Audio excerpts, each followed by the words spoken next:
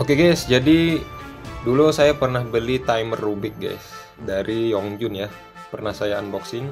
Ini YJ timer udah lama nggak saya pakai ya, karena menurut saya cukup rumit ya, karena ini pakai sensor guys, pakai sensor gitu. Kalau kalian pernah lihat di video sebelumnya, pasti lihat ya, pakai sensor gimana gitu ya. Itu untuk pemula malah bikin waktu penyelesaian makin lambat guys, karena kalau sensornya itu nggak kena, timernya nggak bakal berhenti. Nah sekarang kali ini saya akan unboxing timer fisik guys, yang bukan pakai sensor seperti itu ya. Jadi ini timernya udah lama banget nggak saya buka setelah pembelian, udah berdebu guys. Jadi di sini penampakannya, ini adalah key timer. Jadi kemarin itu saya beli beberapa barang ataupun produk Rubik dari Kiyi guys, seperti unboxing sebelumnya, mulai dari Pyraming, Megaming, dan ada beberapa Rubik yang lain juga itu dari Kiyi. Dan sekarang ini adalah timernya guys. Jadi di dalam kemasannya itu ada ini buku panduan ya, pamflet. Terus ada ini, saya belum tahu gunanya apa ya. Terus ini timernya guys. Oke ya, jadi mungkin harus baca-baca dikit dulu untuk menggunakan Rubik ini guys. Di sini untuk buka baterainya harus pakai obeng ya guys. Di sini saya nyalainnya pun belum tahu, mungkin di sini ya. Kayaknya ini sih. Oke, dilihat dari sini berarti ini nggak ada baterainya guys. Jadi harus kita pasang baterai dulu. Dan di sini saya mau baca sebentar. A few moments later.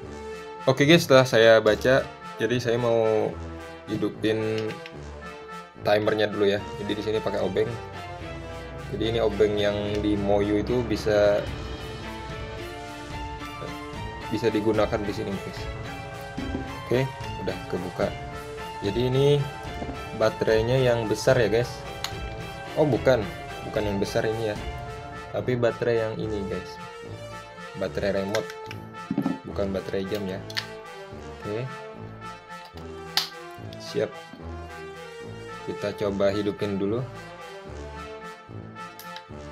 Oke, jadi nggak perlu ditekan lama, cukup sekali tekan aja guys. Terus matiinnya gimana ya? Oke, matiinnya juga sekali tekan aja guys. Berarti udah bisa kita kunci lagi ini guys. Nah selanjutnya ini kegunaannya untuk letakin ini guys. Jadi seandainya ini dari Kiyi mungkin lebih bagus ya guys, tapi ini karena dari Moyu dan saya nggak punya yang dari Kiyi ya, nggak ada beli sih. Jadi mungkin kalau yang Moyu tetap masih bisa digunakan. Kita coba ya.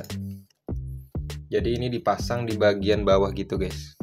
Jadi di setiap mat Rubik ini pasti ada ini sih kayaknya guys. Sepertinya ada ini semua ya guys. Memang dirancang untuk masang ini. Jadi ini diletakin di bagian bawah seperti ini. Nah itu kan, terus dipasang seperti ini guys. Nah gitu. Jadi ini kita pakai obeng gitu. Jadi masang ini harus kita pegang yang bawahnya guys. Soalnya kalau nggak dipegang gerak guys. Dia bergerak, jadi nggak bisa dipasang dengan kuat guys. Jadi harus dipegang. Oke guys, udah dipasang dua-duanya ya, udah selesai. Sekarang kita coba pasang ya. Jadi ini kita coba pasang. Oke, muat nggak ya?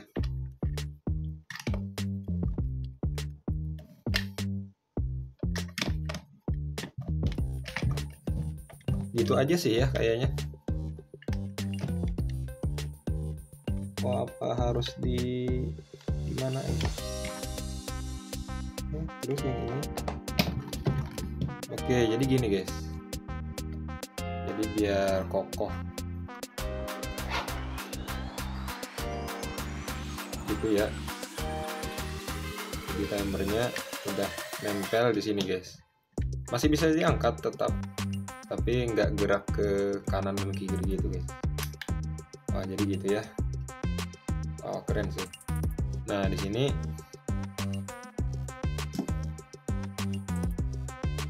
sensornya ya guys, pakai sensor juga, tapi ini sensornya ada di bagian timer ya.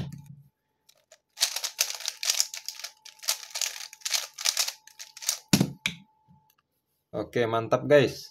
Keren. Jadi ceritanya saya mau hubungin timer ini dengan CS timer pakai kabel guys. Oke guys, jadi setelah saya cari-cari ya di YouTube, ternyata untuk nyambungin Qi timer dengan ponsel nggak bisa pakai kabel yang ini aja guys, harus ada tambahan lagi. Jadi karena tambahannya tuh saya nggak order ya, karena nggak tahu, saya kira mudah aja, jadi nggak bisa ngubungin timer ini ke HP ya guys. Jadi reviewnya hanya sampai di sini. Yang jelas ini lumayan bagus ya, timernya berfungsi normal, responsif ya guys. Oke, jadi mungkin segitu aja, sisanya bagus sih. Dan